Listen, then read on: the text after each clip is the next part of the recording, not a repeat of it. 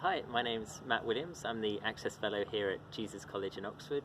Access Fellow means that I'm an academic political scientist, but I'm also responsible for encouraging students to apply to Oxford, especially students that have traditionally been less successful at receiving offers from Oxford for various reasons.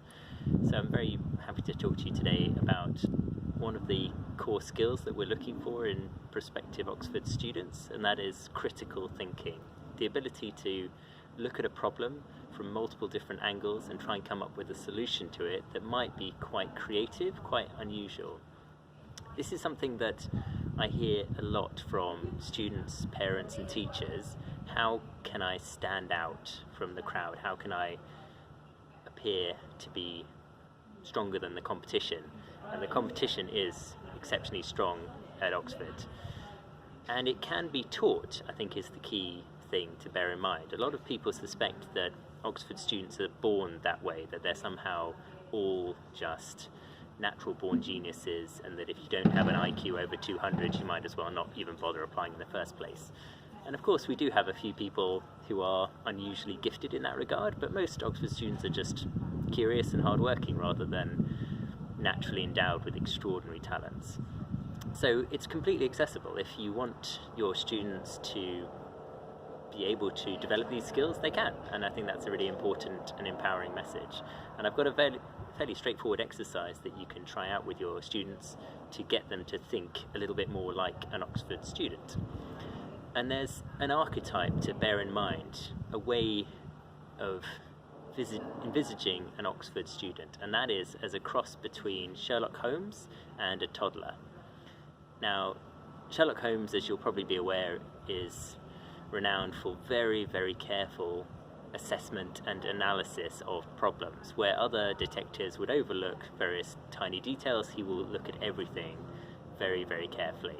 And that is an essential component of an Oxford student. They shouldn't overlook any detail, however seemingly trivial it might be. They need to look very carefully at a problem and all of its possible elements. So that's the first part. The second part is a toddler. The great thing about toddlers is that they are endlessly curious and they have absolutely no shame about asking some of the best questions about the universe that you could ever come across. And that is essential. What we often find is that with teenagers in particular, that they become a little bit more bashful and unwilling to just ask sometimes extremely good and pertinent questions, whereas a 4 or 5-year-old will quite happily ask you, why is the sky blue and why are rainbows multiple colours? These are excellent questions about the universe that I think as we start to grow up, we start to fear that they'll be considered as just silly, pointless questions, but actually they're exactly the sort of questions that we like. And that raises another crucial point, which is that if you want to be very skilled at creatively answering questions, first you need to think about what are the right questions to ask in the first place. So actually answering questions is partly about asking the right questions as well.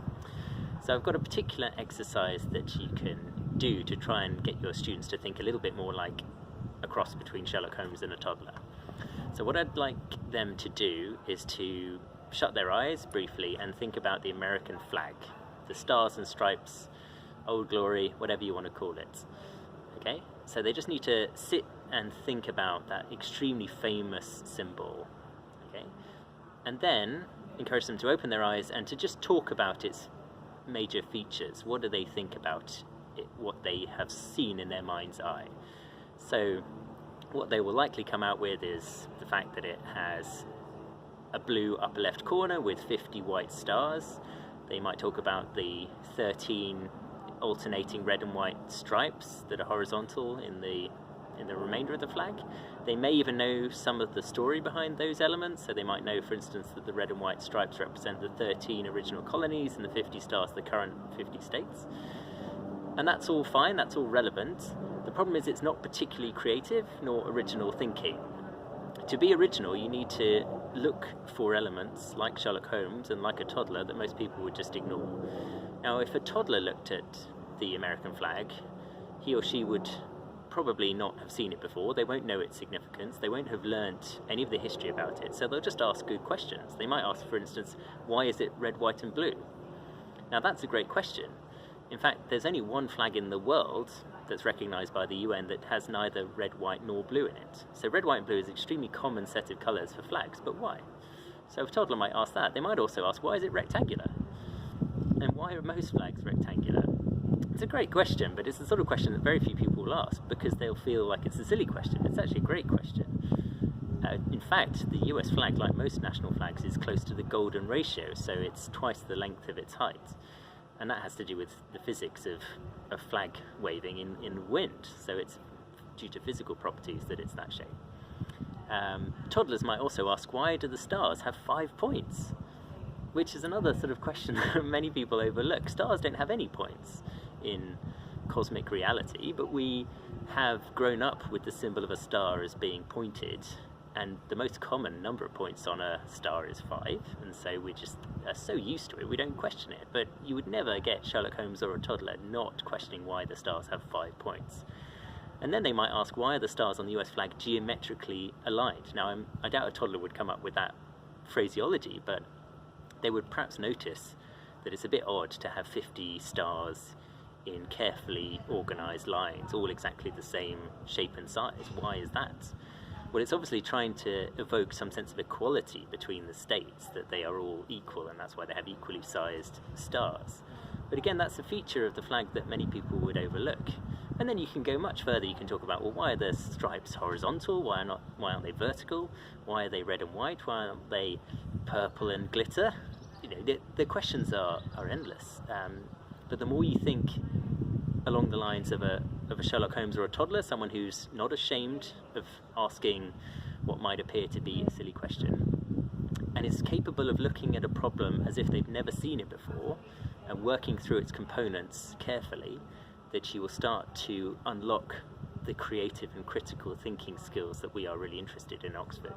So that when you come up for an interview and you're asked a question such as I might ask in a politics interview, which could be, is violence always political? You won't just start going down the usual path of assessing violence and politics the way you will have heard from your parents or from the media or any other sources. You'll start to think of it like Sherlock Holmes or a toddler would, and you'll think about it for yourself.